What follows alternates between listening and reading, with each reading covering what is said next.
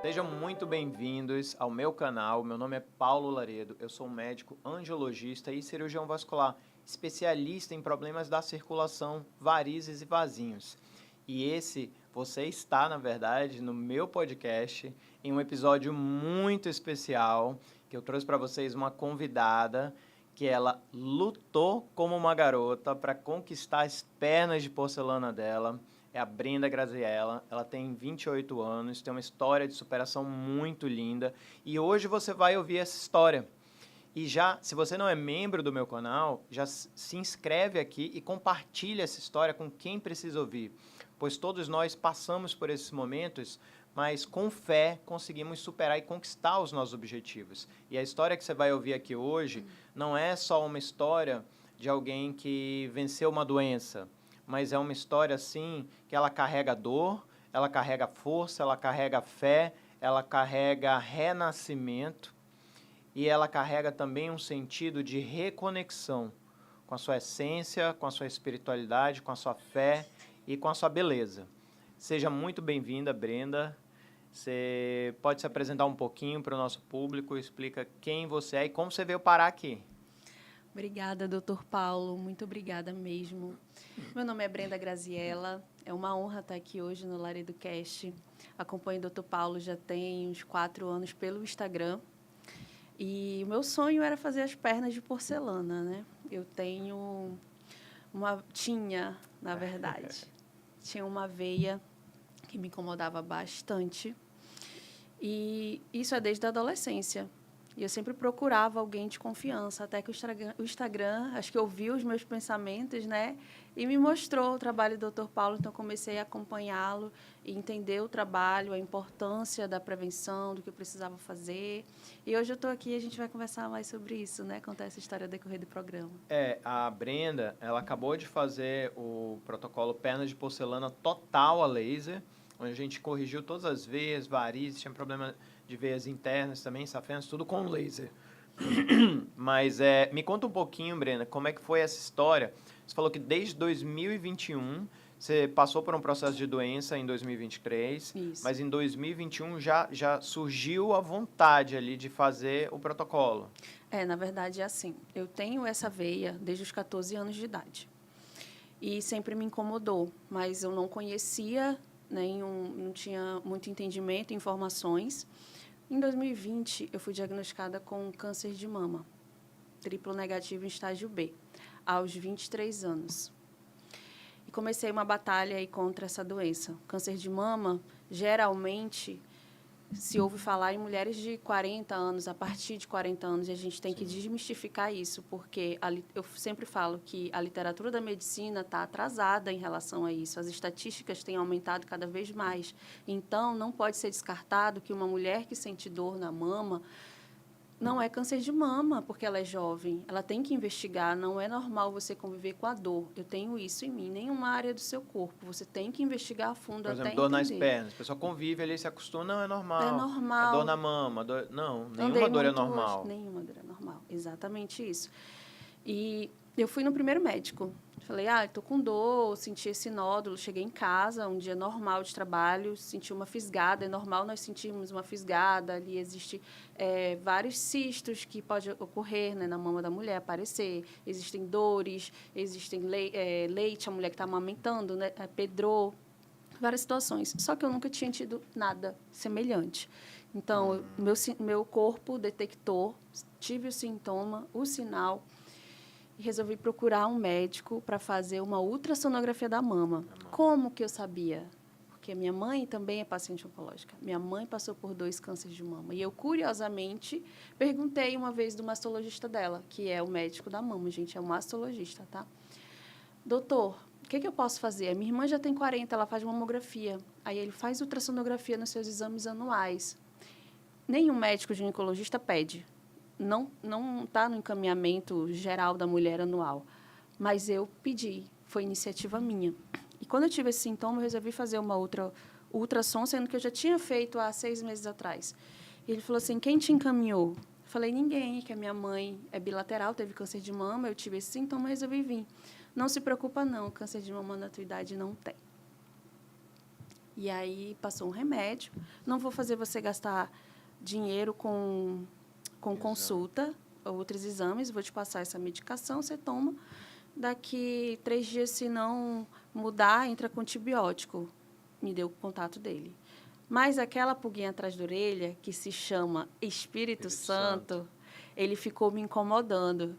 Tem alguma coisa, investiga. Tem alguma coisa, investiga, sabe? Vai a fundo nisso. E eu fui. Uma semana depois, eu já estava marcando uma consulta com o mastologista, e aí entra o investimento. Nós estávamos no começo da pandemia, um caos, ninguém sabia lidar com isso ainda. Eu estava com sintomas também do Covid, né? Do olfato, paladar. E então, eu resolvi investir R$ 400 numa consulta. Eu falo isso porque, no meio do caos, já é difícil a gente conseguir pelo SUS, na verdade, né? Ali uma consulta de imediato, ainda mais para uma mastologista, uma menina de 20 anos, sem indicação. Então, eu resolvi investir R$ 400. Às vezes, a gente tem prioridades, né? Nossa meta do mês, pagar a conta, energia, água, luz, cartão. Mas se a gente não priorizar a saúde, do que vai adiantar eu priorizar as minhas contas? Quem vai estar aqui para pagar também se eu morrer? Não é? Então, eu paguei a consulta, falei, se não for nada, ótimo, maravilha. Se for alguma coisa, eu descubro logo. E assim que o médico mastologista, a importância do especialista, olhou para mim e falou assim, sua mãe é bilateral, é raro, mas não é impossível, pode ser sim um câncer de mama, vamos fazer uma biópsia. E tem muita gente que faz o tratamento com não especialistas ou consulta tanto na área vascular, de varizes, quanto de mama, e muitas vezes recebe um diagnóstico ali que não condiz, né? E fica tranquila com aquilo, só que vai para casa com uma bomba, né? Exatamente. Qual a importância que você vê de você ter investido esse valor? Não sei se para você na época era um valor considerável, mas falar assim, não, eu quero a opinião de um especialista. Qual o peso disso? Não, eu tinha o valor. A diferença tá que às vezes até quem tem acha que isso não é prioridade. Eu tenho outras coisas para resolver. Tem outras coisas para resolver. Isso acontece dentro da minha família. Tem gente da minha família que fala assim, procura doença, está sempre no médico. Eu não procuro doença. Mas se ela estiver lá, eu vou encontrar. E quanto mais cedo eu encontrar, melhor. A gente tem um caso público recente da Preta Gil. Quanto tempo para um câncer de colo de útero se manifestar dessa forma? São 10 anos, né? Então, assim, por que eu não fiz antes a colonoscopia? Por que eu não fiz antes a mamografia? Por que eu não fiz antes a ultrassonografia? Não adianta adiar. Se a doença está lá, você só está adiando e quando chegar o resultado pode ser tarde demais. Não dá para fugir. Tem que tratar. Entendi. Aí você foi no masto e aí ele te examinou, falou que existiria a possibilidade, né? Exatamente. De ser uma doença. Pode ser sim um câncer de mama, vamos fazer uma biópsia. Eu fiz aquela biópsia da pulsão, Sim. sabe, com a agulha, no próprio consultório dele, enviamos pro laboratório, tivemos o resultado inconclusivo, hiperplasia intraductal atípica. Aí vamos ter que fazer uma biópsia incisional. Tive que internar na beneficente, nós fizemos com anestesia geral, ele retirou um pedaço maior, né, do fragmento, entregou para minha irmã em um recipiente. Ela não me contou, depois que ela me contou, que ele, pela experiência dele, a importância da experiência de um especialista, entregando para ela, levar para o laboratório, falou assim, pelo que eu vi, é sim. Ele já deu uma confirmada ali, né? Vamos esperar o resultado final. Ela não me contou, né? Uma semana depois saiu o resultado, cheguei com ele no consultório e ele falou assim, antes de abrir, eu já sei o resultado, Brenda. A médica patologista que fez a análise clínica me ligou para confirmar a tua idade, porque ela achou estranho, realmente é um câncer de mama. Chora tudo que você tem para chorar, levanta a cabeça, que eu vou te encaminhar para a Fundação Secom e a gente vai iniciar o tratamento. Entendi. E o que passou na tua cabeça ali na hora do diagnóstico? Doutor Paulo, com 28? a gente estava... Não, você estava com... 23. Fiz 24 nesse período, né? 24 anos. Já estava com sintoma ali. Meu aniversário em abril, eu fechei diagnóstico em maio. A gente estava conversando ontem eu estava com ele, gente, fazendo ali a minha revisão de pernas de porcelana. E eu falei assim, é importante a gente dizer que cada pessoa tem uma reação, né? Quem nunca teve contato com a doença, fica ainda mais chocado porque ele está completamente perdido. Eu, convivendo com uma mãe bilateralmente, né, que já teve câncer E por tua mãe 2 teve vezes. cedo? Teve. Minha mãe teve o primeiro, ela tinha 37 anos. Já E tinha esse aí, fantasma que pairava aí no ar. exatamente, já tinha esse fantasma. Mas a gente nunca imaginou, anos que a minha mãe está no SECOM, nós nunca vimos uma pessoa tão nova quanto eu. E aí eu fico pensando, fui a primeira no mundo? Não fui. Eu fui a primeira no SECOM? Não fui. Eu simplesmente não tinha os olhos abertos o suficiente para entender isso. Depois que aconteceu comigo, eu comecei a enxergar a quantidade de mulheres, tanto no Amazonas quanto no resto do Brasil, que eu me conectei através da rede social, que teve o diagnóstico muito cedo. E outras que estão em risco, mas estão com os olhos fechados. Tipo, Fechados. não abrem nem a opção de ter uma consciência que aquilo pode acontecer, né? Sabe o que afasta a mulher do diagnóstico? Medo. É o primeiro fator. Ah, ela não quer saber, não quer ver. Se eu pesquisar, eu posso achar. Medo da dor do exame. Ah, a mamografia dói, aperta o peito. Medo da dor. Eu já fiz, gente, na mama que me resta ainda e realmente não senti tanta dor. Claro que depende de cada sensibilidade. Mas medo da dor, medo do diagnóstico, medo de ser abandonada pela família, Abandonada. abandonada pelo esposo. Principalmente, nós temos muitos casos de mulheres que foram abandonadas pelo companheiro durante o Mas, tratamento. na verdade, eu acho que é um livramento de Deus, É né? um Porque livramento. ele filtrou quem realmente deveria estar ao teu lado naquele momento e quem não deveria. Exatamente, isso acontece muito. Quando você precisa ir para quimioterapia, quando você precisa de cuidados em casa, você não consegue fazer a sua refeição, a gente não consegue nem beber uma água, que às vezes o gosto da água tem um gosto de Metálico. metálico. E quando você ora assim, livra-me de todo mal, amém. Aí Deus afasta aquele companheiro Eu na lembro, hora. eu lembro do primeiro encontro com Deus que eu tive. Eu tinha 16 anos e eu tinha um namorado nessa época. Mas você já Meu vinha de primeiro alguma base de namorado. igreja, tua mãe, A minha fé, ou não? Deus, ele te dá oportunidades durante toda a tua vida, mesmo que você não tenha uma base familiar, que você nasça num berço, né, evangélico, mas ele te dá as oportunidades ao decorrer da tua vida. Todos nós conhecemos alguém que te chama. Aí a escolha é sua, né? E eu Mas tu já tinha tive. aquela sede de conhecer? Eu sempre tive uma necessidade dentro de mim, parece que faltava algo, Vazio. um vazio. E eu sempre orei, minha mãe me ensinou isso, mas eu não nasci num berço evangélico. Minha mãe se tornou evangélica, a gente já estava em Manaus, né? Eu sou do Pará. Ela já tinha, acho que mais de 30 anos quando ela veio, né, se conectar e se tornar evangélica. Meu primeiro encontro com Deus, eu fui através... Eu estava no ensino médio, a minha amiga tinha uma família, nasceu no berço evangélico, e a família dela me convidou para ir para o encontro. Com que idade? Eu tinha 16, 16, tá. estava no 3º ano. E eu tinha um namorado, eu achei que ia namorar, casar. Meu sonho era ter uma família muito nova, eu sempre fui assim, sabe, do conto de fada. Legal. E aí, mas Deus tem planos maiores que o nosso. Eu fui para o encontro, e lá no encontro eu orei. Eles fazem vários ensinamentos, né? A gente tem uma agendinha, anota, e lá eu lembro que eu ajoelhei, orei e falei assim: Senhor, tira as escamas dos meus olhos, que eu enxergue aquilo que eu não consigo enxergar. No dia seguinte do encontro, esse namorado terminou comigo.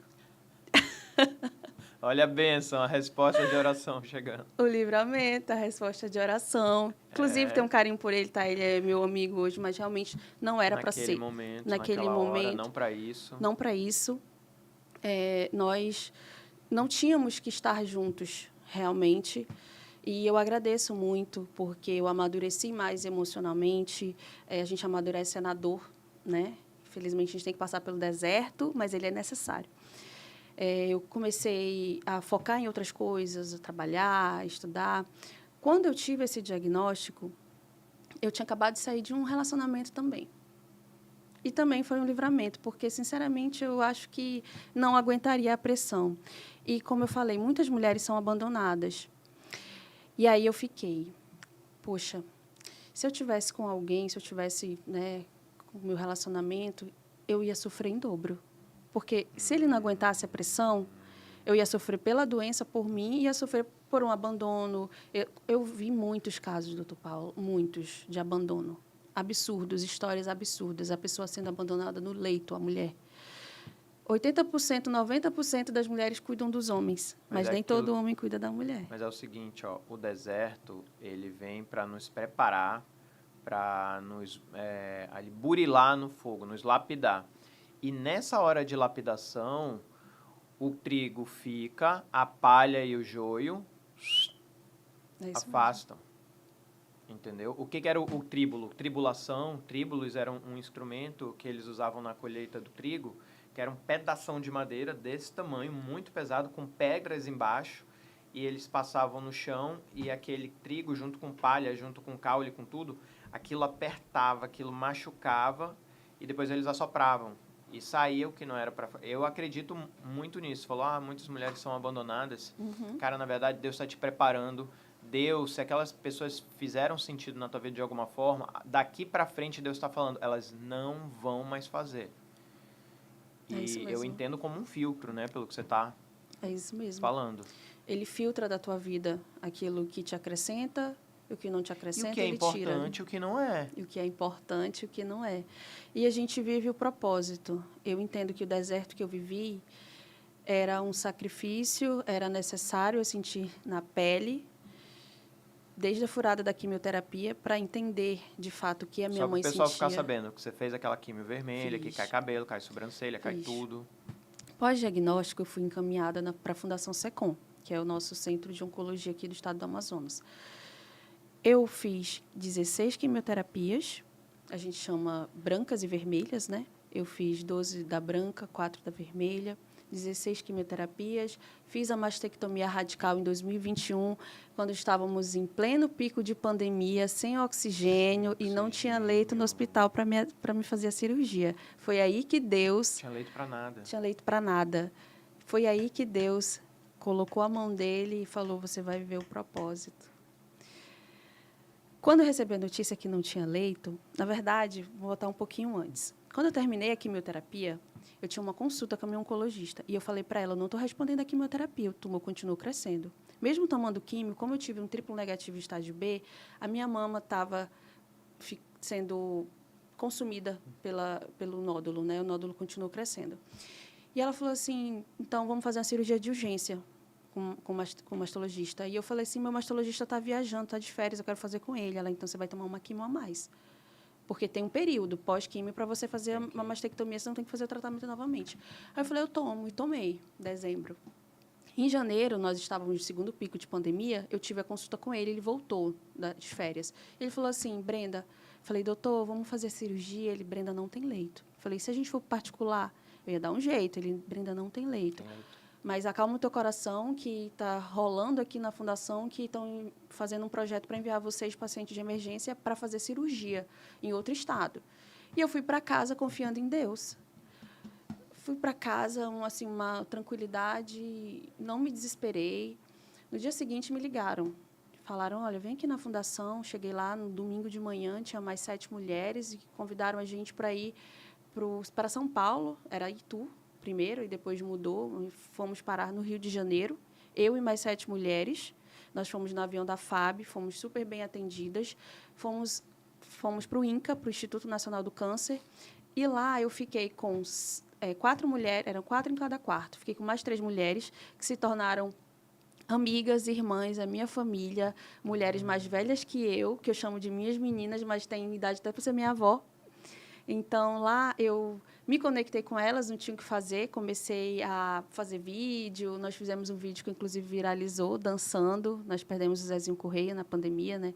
E estava rolando a homenagem, o pessoal do Rio de Janeiro queria saber sobre o boi, e nós estávamos recém-mastectomizadas e dançando. Por que eu vivi o propósito a partir daí? Na verdade, já antes, mas desse momento eu fui entendendo a minha conexão, o que é estar no lugar certo, na hora certa. Se eu estivesse em Manaus, eu ia estar com a minha mãe do meu lado, no leito, eu ia me sentir chorosa, né, tentando ser forte por mim, e eu ia me sentir mais vítima do que eu era. Entendi. E lá, eu tive que cuidar dessas 3 mulheres com 24 horas de cirurgia, não tinha acompanhante. Não tinha tempo para se sentir depressiva Não lá. tinha tempo, eu não pude chorar a dor da perca da minha mama, porque eu estava no banheiro e eu sabia que se eu saísse de lá deprimida, depois de ver pela primeira vez, elas iam operar depois de mim, elas iam ficar Meu como? Deus. E eu orei e falei assim, meu Deus,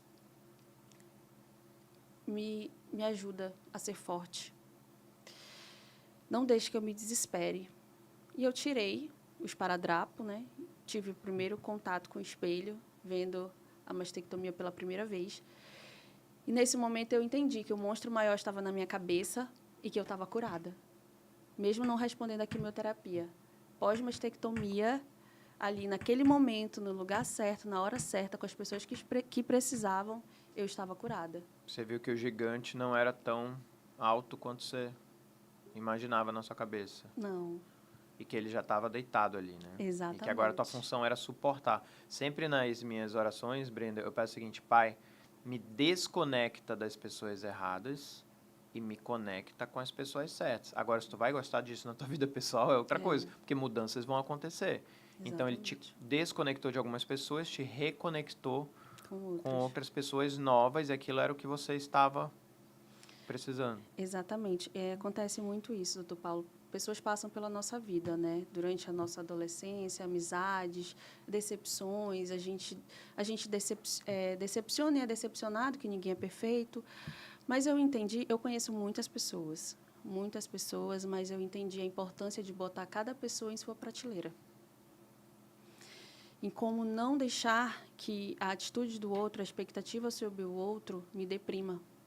Porque eu era essa pessoa, sabe? A tua felicidade dependia do outro. Eu Ou a sempre... tristeza. Exatamente. Num relacionamento... Nossa, eu sofria excessivamente ali, mas sempre me levantei, sabe? Mas eu sinto muito. Apesar de não demonstrar por fora, eu sempre falo, as pessoas me veem forte o tempo todo, parece que eu estou flutuando na água. Não, eu estou tentando todos os dias não me afogar. Continuo nadando. Que é o que a palavra de Deus fala. Não vivam pela sua realidade, mas vivam pela fé, Pela né? O fé. que é a fé? É a certeza das coisas que se espera. É a firme convicção daquilo que não se vê, né? Exatamente. Você não está vendo, mas é a firme convicção daquilo que você não vê. E Exatamente. isso mudou alguma coisa o teu relacionamento com Deus? Tipo, te aproximou? Ou com as pessoas? Você viu o mundo de outra forma? As tuas prioridades que eu vejo também, Brenda, lá no consultório, eu lido 99,9% com mulheres. E o que eu percebo? Que o mundo das mulheres, a mulher ela é muito doadora. Ela faz para o filho, ela faz para o marido, ela faz para o cachorro, ela faz para o papagaio, ela faz para a mulher que trabalha na casa dela, ela leva o gato no veterinário, ela lidera grandes empresas, lidera grandes número de pessoas, mas quando é para fazer para ela, não, para mim depois eu vejo. Para mim, não, agora não precisa. Para mim não tá caro depois.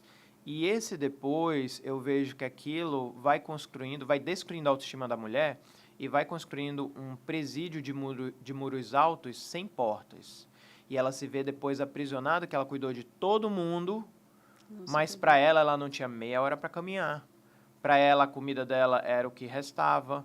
Dinheiro levava, como eu te falei, teve pacientes que investem em valores altos, eu não estou falando que isso é errado ou que é certo, em animais domésticos, mas a perna dela é cheia de varizes, entendeu? É o eu primeiro. E como é que... O que essa experiência mudou no teu ponto de vista? Tipo assim, gente, realmente é tão importante o que tu fazia, ou tu mudou prioridades, teu ponto de vista, teu relacionamento com Deus? Eu mudei prioridades. Eu entendi que o eu não é egoísta.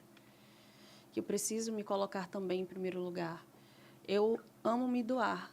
Como eu falei, viver o propósito hoje é acolher essas mulheres que estão iniciando tratamento, estão perdidas. Eu tenho uma amiga que eu amo muito, que está, inclusive, agora na Fundação novamente, a Laíse. A doença voltou nela, ela é uma inspiração de vida para mim e me afeta muito. Mas eu precisava estar aqui hoje, por mim, por todas as outras mulheres, e tentar me blindar das percas que eu já tive durante todo esse período, ressignificar essas percas, entender a lidar com o medo. Lidar com o medo é a gente anda no fio de uma navalha. Quando você tem uma doença, a gente sabe que pode atravessar a rua e ser atropelado. E a gente sabe que uma pessoa que tem câncer, ela pode sobreviver ou não. A vida é assim, né?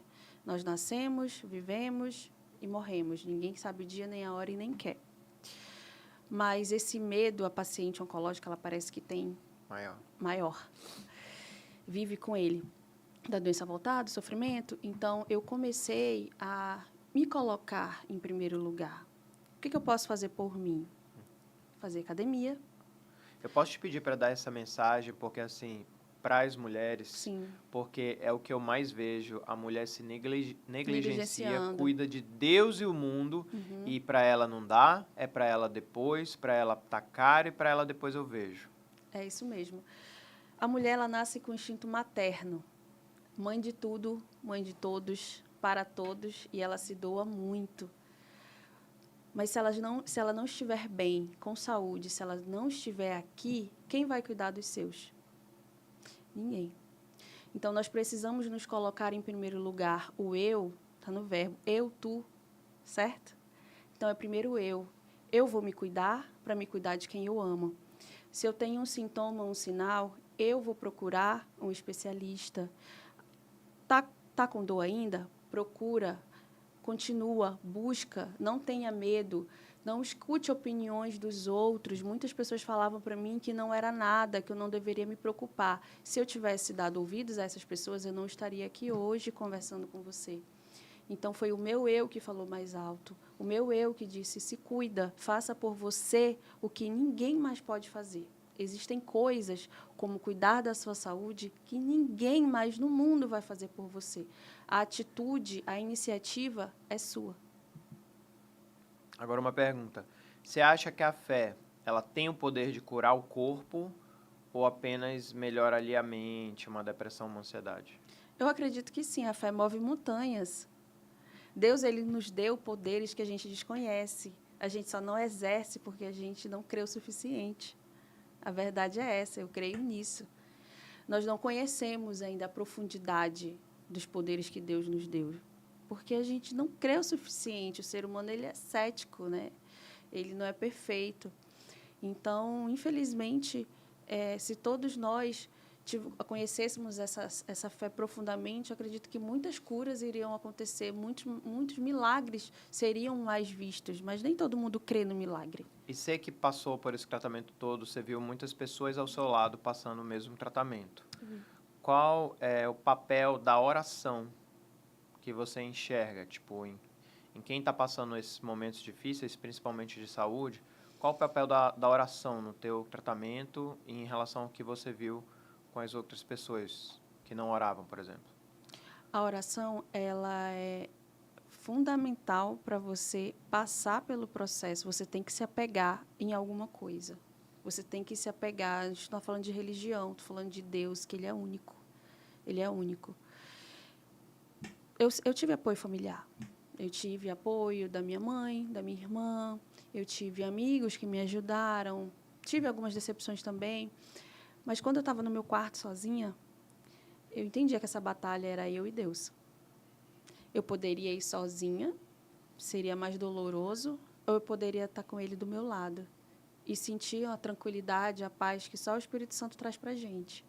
Uma certeza de que o melhor vai acontecer, de que o porquê, eu não preciso saber o porquê, mas vai existir o para quê, e Ele vai me mostrar no momento certo. Nem o como, né? Nem o como.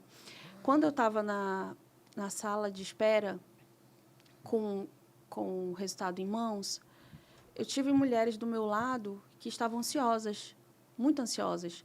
O que você vai fazer? Eu falei, eu estou com o resultado aqui da minha biópsia, e contei um pouquinho do que eu tinha feito para chegar até lá. E você não está ansiosa? Não estava ansiosa. Como eu lhe falei ontem, teve um pastor que orou na minha cabeça durante os exames, até chegar no diagnóstico, e eu fiquei assim, meu Deus, será que eu estou com pouca fé? Porque eu sinto que tem alguma coisa, eu sinto que alguma coisa vai acontecer. E nesse momento que eu estava com ele, com o papel em mãos, o diagnóstico, eu não senti medo. Eu senti que aconteceu alguma coisa, mas naquele momento o Espírito Santo falou para mim, vai dar certo, você vai passar pelo deserto, mas eu não vou te abandonar. Acho que muitas vezes Deus ele não te impede de passar pelo deserto, de enfrentar o gigante. Não. Quem seria Davi se não viesse o gigante? Ninguém iria nem conhecer ele, né?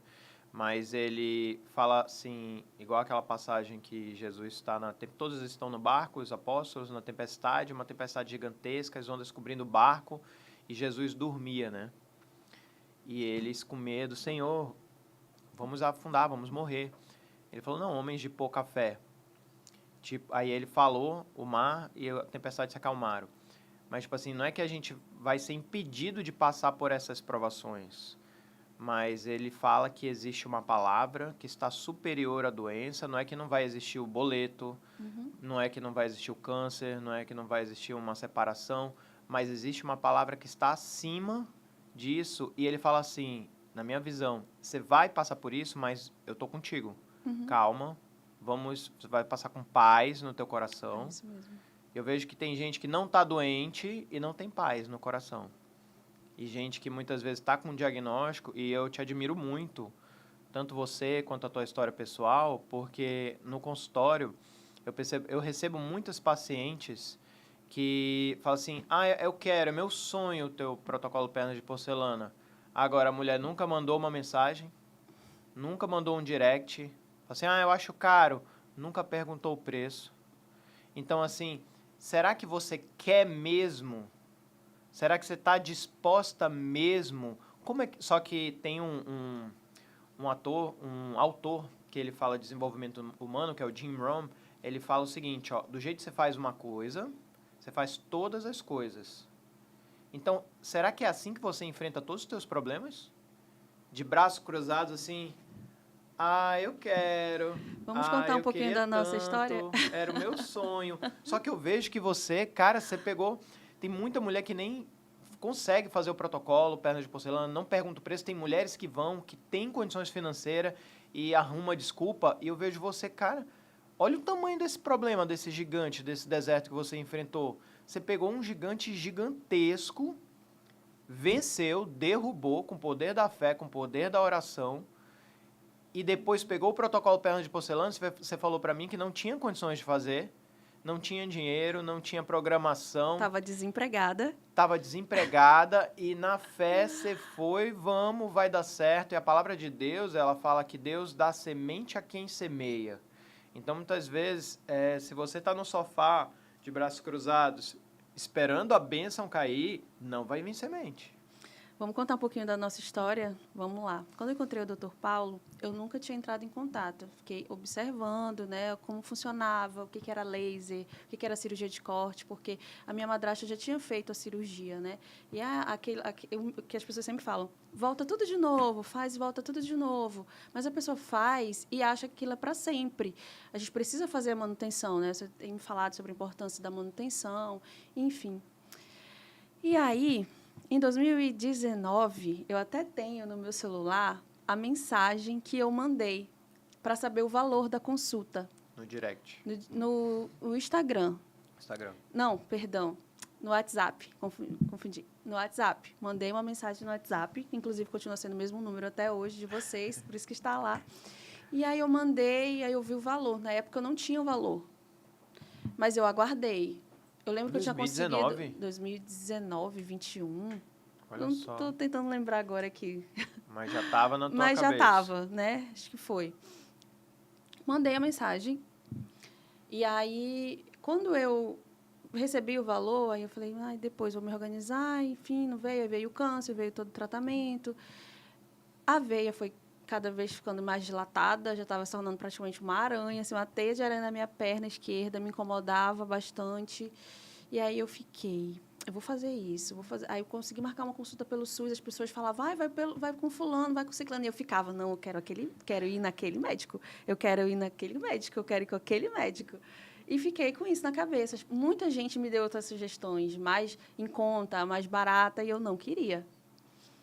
E aí, no final do ano passado, eu vim em campanha, né? Vim pela nossa causa. A gente tem essa necessidade de ter um representante cada vez mais forte. Quando eu comecei lá atrás, não tinha ninguém, assim, eu não conhecia ninguém. Minha mãe nunca tinha participado de nenhum evento desse que eu faço hoje. Eu nunca tinha visto uma palestra. De repente, eu me vi palestrante, contando a minha história, fazendo alerta para outras mulheres. E aí me veio o convite para vir candidata a vereadora e eu falei, por que não? Estou aqui para isso. Tem representante do luta pelos cachorros, eu amo os cachorros, gente. Eu vou lutar pelas despeitadas, é uma piada ácida, tá? Mas que a gente usa, paciente a gente autoridade usa. Pra Tem falar, autoridade né? para falar. Então, assim, a gente tem um grupo que é muito unido, que é muito acolhedor, elas estão sempre se conectando. Então, eu resolvi vir pela causa. Pedi demissão do meu trabalho para me vir pela causa. Eu trabalhava num banco, pedi demissão, não tinha como tirar licença para vir candidata. Então, eu falei, vou na fé. Aí tinha gente que já falou assim, que loucura, como é que tu vem candidato? Eu falei, não, mas eu vou. Eu vou porque eu acredito que a gente consegue, enfim, fui. Terminou a campanha, não ganhei dessa vez, desempregada. Me convidaram, quando a gente faz um bom trabalho, né, me convidaram para voltar para o banco, com um cargo melhor do que eu tinha, com um salário mais atrativo, todos os benefícios bem atrativos. E eu falei assim, e eu orei, falei, não, mas se eu voltar, eu não vou mais poder continuar meu trabalho social, porque me tomava muito tempo, o cargo ia tomar mais tempo, mais demanda, então não ia poder. E eu quero continuar meu trabalho social, quero continuar daqui, enfim. E aí eu comecei a sentir mais cansaço, devido à campanha e o Outubro Rosa, que eu ando muito, as minhas pernas começaram a doer cada vez mais. E a veia começou a me incomodar mais. Eu falei, e agora? Agora que eu tenho que fazer mesmo aquela consulta. Minhas pernas, Minhas cadê? pernas. O motor. Mas aí o como é de Deus. E aí o meu pai me abençoou. Tu não tinha o dinheiro, o Não valor, tinha, tu né? foi Eu na tinha consulta, metade do dinheiro da consulta. Sim, não tinha disponível, não o entrava valor no meu do orçamento. tratamento. Né? A gente tem o valor do exame e tem o valor da consulta. Assim, as pessoas acham caro, mas elas não enxergam o valor de uma boa equipe, de um bom tratamento. Elas veem o preço, não vê o valor. É diferente, preço e valor. Muita gente não sabe a diferença. É verdade. Né? Preço é o que você paga, valor é o que você leva. Exatamente. E a gente foi com você em fevereiro, no comecinho de fevereiro, eu fui com ele, e aí ele me passou o orçamento. Eu tenho até um vídeo que eu tô... A minha social media está aqui, ela tem um vídeo que eu estou contando o preço da consulta para o meu pai, e eu estou assim, ó, para a consulta não, da cirurgia, do tratamento, eu estou assim. Aí ele, minha filha, mas meu pai ele é um homem de muita fé. Muita gente pode duvidar de mim na minha vida, menos o meu pai e minha mãe. É mesmo? Eu tive essa bênção na minha vida. O meu pai, ele fala assim, minha filha, o primeiro passo para você conquistar o sonho é você sonhar e você fazer acontecer através do que você, das tuas atitudes, é você querer e você caminhar para isso acontecer. Ele sempre me dá incentivo, sempre. Se eu falei, pai, eu vou pedir demissão para me candidato, se você acredita nisso, é isso que você quer, vai. E aí ele falou para mim, vai dar certo, já deu certo, já está dando certo, já está dando certo. Ele sempre fala isso para mim. Ele tem uma criação de gado, né? Meu pai é muito trabalhador desde cedo, chegou com a sacolinha lá no interior para trabalhar. Ele sempre foi muito trabalhador. E tudo para os filhos dele. Eu falei, gente, mas pai, isso aí era para eu estar fazendo já, vou fazer 30 anos, como é que o senhor vai me ajudar numa situação dessa, né? Tem outras questões que ele estava passando também por um problema financeiro. E ele, não, já deu certo, confia, confia. E eu estava desempregada. Aí eu falei, se eu voltar para lá, eu me organizo e faço a cirurgia. Mas aí eu esperei, e aí eu entreguei para Deus que em abril eu queria estar trabalhando. Em abril eu queria estar trabalhando com uma equipe, trabalhando em algo que fizesse sentido para o projeto social. E aí eu fui convidada pela Secretaria de Assistência Social para coordenar o Crédito Rosa, que é um programa de financiamento para mulheres autônomas e empreendedoras de vulnerabilidade de todo o Amazonas. Olha. Coordenar a capital. Temos a coordenadora do interior e Explica um pouquinho sobre esse programa que eu nem tinha ouvido falar. O Crédito Rosa é um programa de financiamento do Estado, do governo. Ele financia mulheres autônomas, vendedoras de din-din, de brigadeiro, que não têm condições, não têm documentação para conseguir um empréstimo em uma empresa privada, em uma instituição privada. Ela consegue através desse programa em todo o estado do Amazonas. Olha, eu vou deixar para vocês o telefone direitinho para entrar em contato, porque nós atendemos aqui no Parque Estúdio 5, aqui em Manaus, lá na sede, na Secretaria de Assistência Social, na Avenida Darcy Vargas, e através do telefone em todo o estado do Amazonas, e temos outros polos também.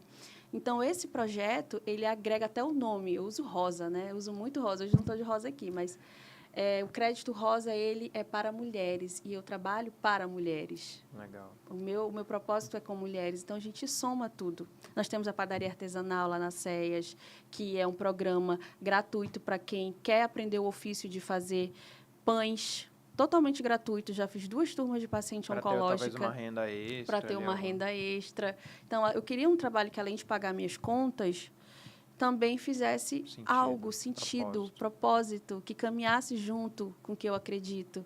E, através da Secretaria de Assistência Social, eu tenho essa abertura para levar as minhas palestras em outros lugares, nas escolas que eu quero fazer, falando para as meninas de 12 anos que já estão menstruando e que não aprenderam a mexer ainda na própria mama adequadamente, não sabem fazer o autoexame, eu ensino a fazer o autoexame.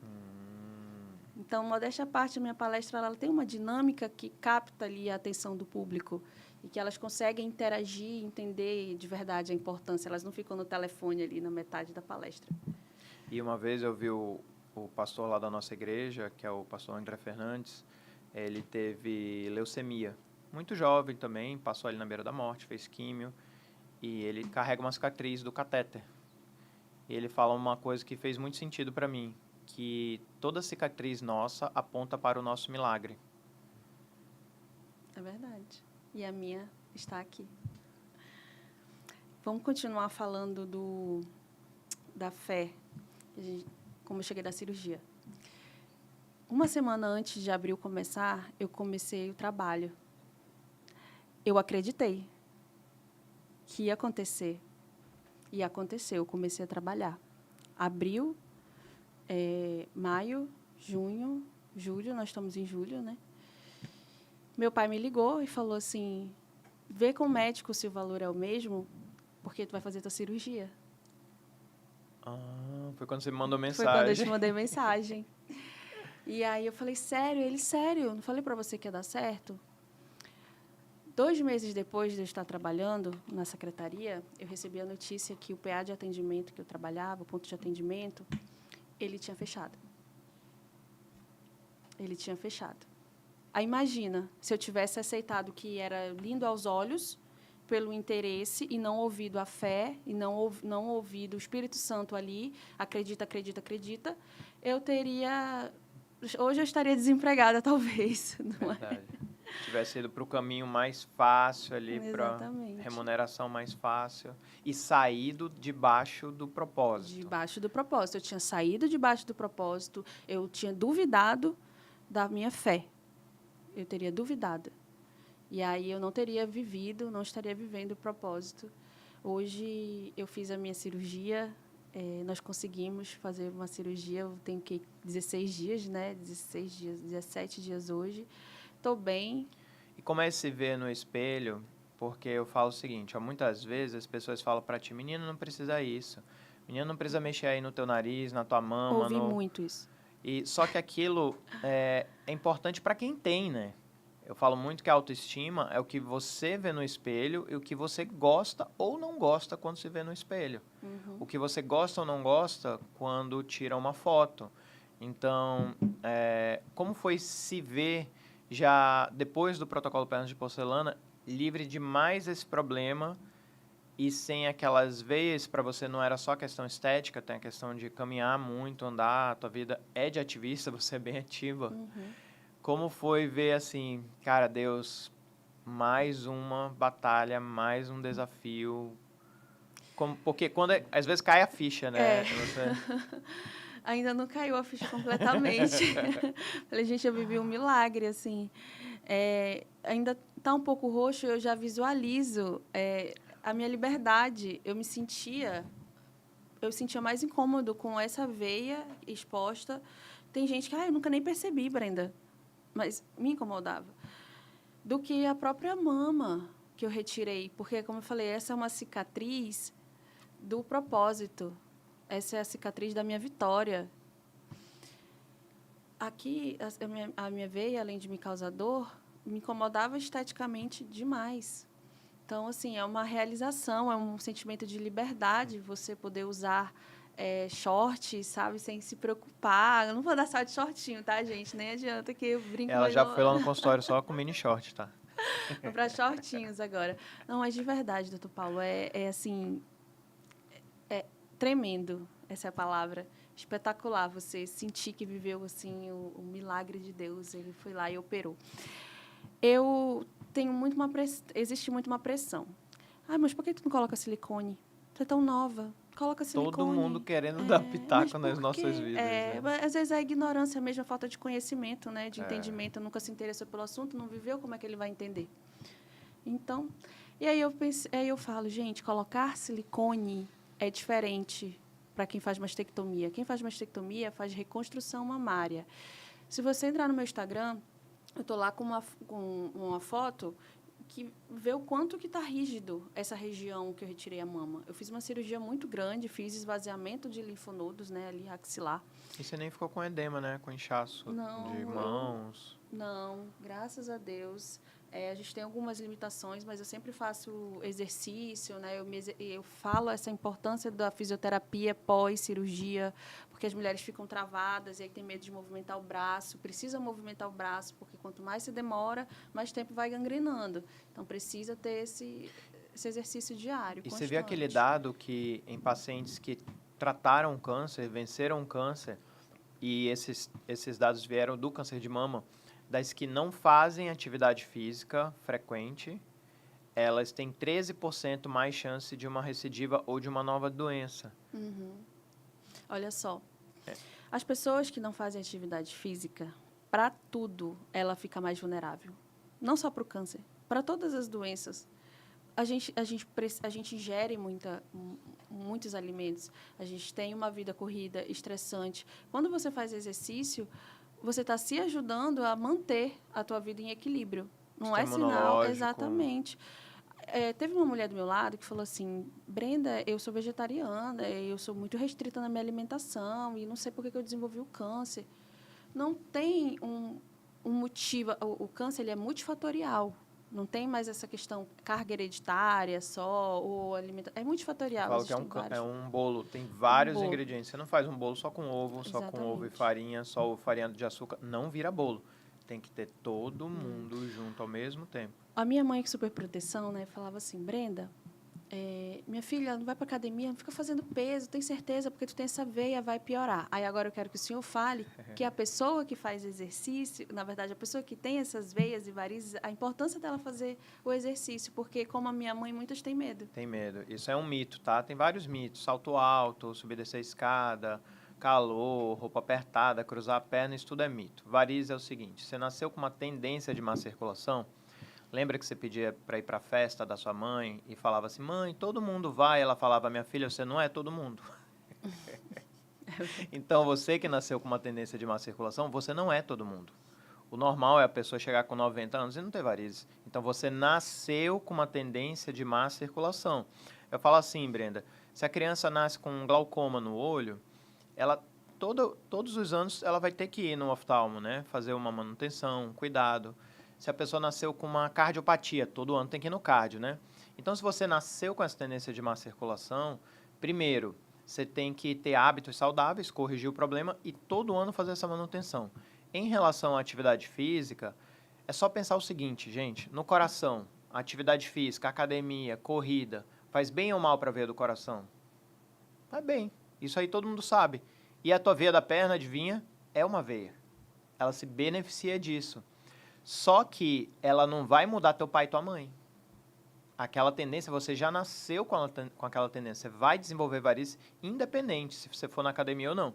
Então, a varize é um dos poucos fatores que protegem contra a progressão e a gravidade da doença. Então, eles fizeram estudos de pessoas sedentárias com má circulação e de pessoas que fazem atividade física com má circulação. Então, se você nasceu com tendência de varizes e é sedentário, a tua doença progride muito pior, avança mais rápido, é mais agressiva e dá mais complicação. Flebite, embolia, trombose, eczema, úlcera.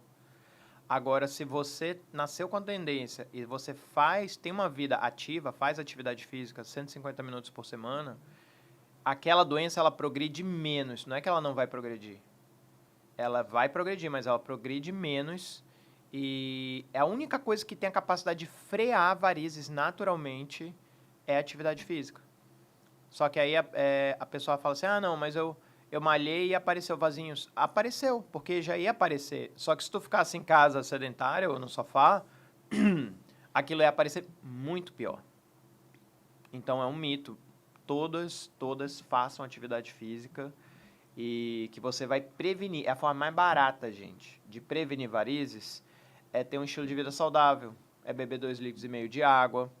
Fala assim, mas é minha genética. Não tem gente que fala, minha avó é diabética, hipertensa, é a minha genética. Só que a tua genética não calça teu tênis para ir pra academia. Não é a tua genética que faz teu prato de comida na hora do almoço. Não é a tua genética que anda com água para cima e para baixo, ó. Eu admiro pessoas que andam com a sua garrafinha. Isso faz o teu sangue ficar mais fino, a circulação circula melhor. Então, muitas vezes, ter uma qualidade do sono, ter uma higiene do sono, prestar atenção no teu sono. O sono é o principal fator da saúde. Não dá para recuperar, é algo que sempre fala que a gente não consegue recuperar o sono perdido. Então, se você... e outra coisa que eu ia te falar também, no estudo que eu até comentei com você, né? Do álcool, que agora os Estados Unidos, o Surgeon General, que é como se fosse a vigilância sanitária dos Estados Unidos, está colocando o álcool, ele apontou exclusivamente 7 tipos de câncer que o álcool favorece, entre 13% a 15% a mais. Se você é mulher e bebe álcool, mas eu bebo social, não existe álcool social, o álcool é um veneno, tá? Não tem nada na tua vida que ele vá fazer de bom. Em todos os artigos científicos não tem nada assim, bebi 40 anos, eu ganhei isso. Não tem, ganhou uma cirrose, né? Então, o álcool, ele é considerado uma toxina, e principalmente uma neurotoxina. Mas esses estudos dos Estados Unidos, eles viram que as mulheres que bebem socialmente, quem bebe, eu bebo socialmente, depende da tua vida social, né? Mas elas têm 15% a mais de risco de câncer global e 13% a mais de risco de câncer de mama. Assim como você me perguntou também, esse fator de risco, o álcool, ele é considerado que os Estados Unidos vai botar nas garrafas de cerveja, aquele igual que tem aqui no cigarro no Brasil. Sim. Já se comenta, sim, sabe disso também, né? Sabe disso. Se fala muito alimentação e estresse, quando a gente fala no adquirido, né? O álcool, ele entra nesse setor aí de alimentação. Multifatorial, né? A gente fala, câncer é o quê? Hereditariedade ou adquirido? Então, no adquirido entra o álcool, a alimentação, você não fazer exercício, sobrepeso, entra sim. Agora eu quero que você fale um pouquinho sobre o movimento Lute Como Uma Garota. O que é esse movimento? Porque eu achei tão interessante, Brenda, que a gente pode levar isso para a vida. Não é lutar contra o câncer, é aquilo que eu falei, do jeito que você faz uma coisa, você faz todas as coisas. É lutar contra um problema, é lutar contra um boleto, é lutar para resgatar um casamento, é lutar para resgatar um filho das drogas, é lutar para conseguir o que você quer na sua carreira profissional, que eu vejo isso todo dia. As meninas do marketing estão aqui, ó. É meu sonho, meu sonho, meu sonho, meu sonho. Só que o pessoal vê a montanha e todo mundo fica parado. E esse teu movimento eu achei fantástico. Lute como uma garota. O que é lutar como uma garota? Lutar como uma garota significa resgatar a força e a vontade de viver que se tem quando é jovem. É possível resgatar essa força, não importa a idade. Por isso, lute como uma garota. Isso serve para qualquer desafio? Para qualquer coisa, para qualquer desafio na sua vida. Por quê? Quando eu vou fazer uma palestra, eu sempre preciso entender qual é o meu público, certo? Se é uma escola, se é numa penitenciária, como já aconteceu, se é em uma clínica, enfim. Se é só para homens, qual é o público. Eu entendendo esse público, a minha palestra ela tem um roteiro, eu falo todas as informações necessárias sobre o câncer, mas eu falo sobre ressignificar, transformar, sobre fé. Isso é para tudo na nossa vida, serve para todos os problemas. Entrar no Crédito Rosa hoje, eu levar o Crédito Rosa para as mulheres numa palestra, eu consigo levar isso para dentro da minha palestra, acrescentar, agregar. A importância da gente ter a nossa independência financeira, das mulheres que precisarem passar por um tratamento, terem condições, através do seu trabalho, de poder arcar com os custos disso sem depender de outras pessoas. Então, eu vou somando, eu vou agregando cada vez mais informações, mais coisas que ajudem o nosso movimento. Quando eu comecei lá atrás, como eu te falei, não tinha ninguém, eu não conhecia. Hoje nós temos outras ativistas aqui, nós temos grupos, nós tínhamos só a rede, só se falava na rede feminina, no GAC e na LAC. aqui, que são redes de instituições do câncer. Mas mulheres mesmo, as mulheres, as pacientes, para falar, para desmistificar, para quebrar o tabu, para tirar foto, mostrando que a gente é tão mulher quanto quando tinha 2 mamas, mesmo Não é com menos, uma, não somos menos não é mais mulher com 2 e nem é Isso. menos com uma. Exatamente, não é mais com 2 e não é menos com uma, nós somos tanto quanto. Então, eu entendi a importância de quebrar esse tabu e fazer esse grupo com as mulheres que iniciou a blusa, Lute como era uma blusa, gente, só uma blusa. Eu encontrei após o diagnóstico, estava passando, o Espírito Santo me empurrou assim na frente da loja. Aí eu vi aquela blusa de R$ 20 e comprei, usei na minha primeira quimioterapia. Olha. E aquela blusa começou a se tornar um mantra para mim. E quando eu fui comecei a fazer esse trabalho, né, 2020 ali, eu entrei bem no Outubro Rosa, ganhei fotos, a importância da atitude das pessoas. De maio até setembro, só sabia quem estava próximo. Eu não era muito de rede social. Eu não era uma pessoa de colocar minha cara e falar, de postar, eu não era. Nunca tentei ser blogueira. Então, assim, eu tinha uma vida privada, normal, comum. Então, eu fui fazendo as palestras, as pessoas me convidando para falar, e eu falava, gente, eu não sou palestrante, eu vou contando a minha história. E fui cada vez mais sendo convidada para isso. Quando eu recebi um convite para fazer fotos de uma fotógrafa, e aí eu adiei. Tentei usar a peruca do meu próprio cabelo. Não, eu estava careca.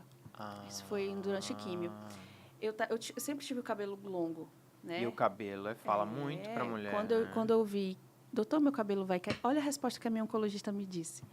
Falei, doutora, meu cabelo vai cair? Eu sabia que ia cair, né? Eu vi minha mãe, mas sempre tem aquela pessoa, o cabelo da fulana, da ciclana, é a mãe do meu primo, não caiu. Não caiu. Aí, doutora, meu cabelo vai cair? Aí ela olhou para mim e falou assim, é melhor sem cabelo viva do que com cabelo morta. Delicada como um coice de cavalo. Meu Deus. E aí eu absorvi. Tá bom. Cortei o meu cabelo, fiz uma peruca do meu próprio cabelo. Não queria que as pessoas sentissem pena de mim. Ai, tadinha, tá com câncer. Eu continuei trabalhando. Trabalhava no escritório, então dava para trabalhar normal. Quis continuar trabalhando. A minha família, por superproteção, não, fica em casa. Eu falei, gente, eu vou ficar olhando para a doença acontecendo. Não, vou continuar vivendo até onde der, até o que Deus tem preparado para mim. E fui, vivendo um dia após o outro, um dia após o outro. E aí, quando eu tive essa coisa do cabelo e tudo, eu fui para o lenço, não me adaptei, era muito quente, a gente com máscara. E aí, essa fotógrafa me deu essas fotos. E aí, eu fiz uma campanha, a campanha da Eucatu, que tem aquele ônibus rosa. Aí, eu tirei fotos e aí eu me vi... Eu gostei, eu liguei para ela, vamos fazer aquelas fotos que você me deu? No dia seguinte, eu estava na praia, lá no fundo da casa dela, com vestidão, maquiada, tirando foto careca. E aí, quando eu vi essas fotos, doutor Paulo, ela falou assim, deixa eu postar. Aí, eu falei, vou postar. Opa, de gravação, vamos voltar. Eu falei assim, gente, vamos postar, mas deixa eu falar, deixa eu contar a minha história, deixa as pessoas entenderem um pouquinho. E eu fui escrevendo. E eu coloquei para a minha prima ler. A minha prima leu e chorou muito. Ela falou assim, meu Deus, Brenda, tá lindo. E aí eu postei, contando o meu relato de chegar no diagnóstico, e as pessoas começaram a colocar. Eu estava com a blusa na frente. Jamais imaginei que ia virar uma hashtag Lute como uma garota. Virou uma hashtag. Virou uma hashtag. E aí eu vi que eu não via a Brenda na foto. Eu via que eu continuava sendo a mesma pessoa, não tinha perdido a minha essência, o sorriso era o mesmo, eu continuava bonita, eu continuava eu, porque a gente tem medo de perder a nossa identidade. Quando você perde cílios, sobrancelhas, tudo, cabelo, o que você vai ver no espelho? Você vai ver o quê? Parece Gasparzinho, deu corticoide, inchada. Então, eu tinha que resgatar essa beleza, essa autoestima lá de dentro mesmo, que se sobrepõe à estética. E aí eu comecei a aprender a me maquiar. Não me maquiava, não sabia o que era eu usava um pó. Aí eu comecei a aprender a fazer sobrancelha, a usar brinco. Quando eu postei essas fotos e essas pessoas começaram a me dar força por lá, no outro dia eu estava no meu carro gravando, falando, oi, gente, obrigada, tá tudo bem. Falei, meu Deus. Por isso que eu faço todos os anos ensaio fotográfico com essas mulheres. Por quê? Porque quando a gente se vê e a gente posta e as pessoas elas nos motivam, Eu sempre falo, as pacientes, elas precisam receber aplausos. Esse aplauso, ele recarrega as tuas energias. Nós, seres humanos, precisamos, sim, dos elogios. Nós precisamos das críticas construtivas, mas também nós precisamos dos elogios para a gente manter ali o equilíbrio, né? A chama acesa. Não. E aí a importância dessa mão amiga de oferecer um serviço que transformou a minha vida, que transformou, através disso, outro propósito para outras pessoas viverem também o que eu vivi. E hoje nós temos esses movimentos de fotos, de mulheres unidas. O Lute como uma Garota, elas passam um dia todinho falando. E, se Deus quiser, em breve nós teremos o nosso local mesmo. Nós temos parceiros, o Instituto Preservando Vidas, que fala de oncofertilidade. Tem Olha, muita coisa para legal. falar. E, Brenda, eu queria que você desse uma mensagem porque o nosso podcast escuta mais quem tem problema de circulação, e são, na grande maioria, mulheres do Brasil e do mundo. Eu quero que você dê uma mensagem para quem está sofrendo esse problema de varizes, vê que aquilo está, muitas vezes, destruindo a autoestima dela, não está indo legal, mas, muitas vezes, ele tem medo da dor, medo do procedimento. Você passou pelo procedimento perna de porcelana total a laser, e dá uma mensagem para essas mulheres do teu coração. Então, mulheres, vamos lá. Acreditem. Primeiro, acreditem. Não se impressionem com o valor de consulta, não se impressionem com o valor de cirurgia. Acreditem que vocês precisam se cuidar. Esse é o primeiro passo. Detecta se você tem os sintomas, se te incomoda. Passa por uma consulta primeiro avaliativa. Tenta entender primeiro o que está acontecendo com você, o que você precisa. Feche um pouquinho os ouvidos para opiniões alheias. Escuta um especialista. É isso que é importante. Essa é a opinião que importa. E aí você entrega para Deus. Hoje eu posso não ter condições, mas daqui 6 meses eu posso trabalhar para acontecer. Daqui 1 ano, daqui 2 anos, mas você tem que colocar isso como meta. Existem várias metas na sua vida. Comprar uma casa, comprar um carro. Existem várias. Mas você já parou para pensar que a meta da tua saúde, se ela não for atingida, se ela não for uma prioridade, talvez você não esteja aqui para conquistar esse carro e essa casa? Adianta alguma coisa? Não adianta. Então, nós precisamos nos conscientizar, nos colocar em primeiro lugar. O nosso eu não é egoísmo, é necessário para continuar cuidando dos outros também. Então, tenham consciência disso. A cirurgia, para mim, pelo menos, foi tranquila, e eu acredito que para muitas também. Cada pessoa reage de uma forma, cada organismo é diferente um do outro, mas, no geral, dá tudo muito certo. Eu sempre vi muitos resultados e eu tenho certeza que em breve aqui a gente vai estar postando o antes e o depois. O depois eu já estou gostando, depois do depois eu vou amar. Tem uma paciente nossa, viu, Brenda, que ela é fisioterapeuta, ela lida com cuidados no fim da vida. E ela já está há 16 anos nessa lida, pacientes jovens, acompanha muitos cânceres terminais. E ela está fazendo protocolo, eu converso muito com as minhas pacientes, deu para perceber. E eu perguntei, cara, o que mais te impactou? O que você mais levou de... O que você mais aprendeu convivendo com o fim da vida, com quem está próximo do fim da vida? Qual que é a visão que essas pessoas têm? Ela falou, doutor, se você tem saúde, você não tem problemas. É uma frase curta, mas que me impactou. Porque, de repente, você tem problema com o carro, problema com o marido, problema com o gato, tem uma pós, tem um mestrado, tem um problema profissional que não está...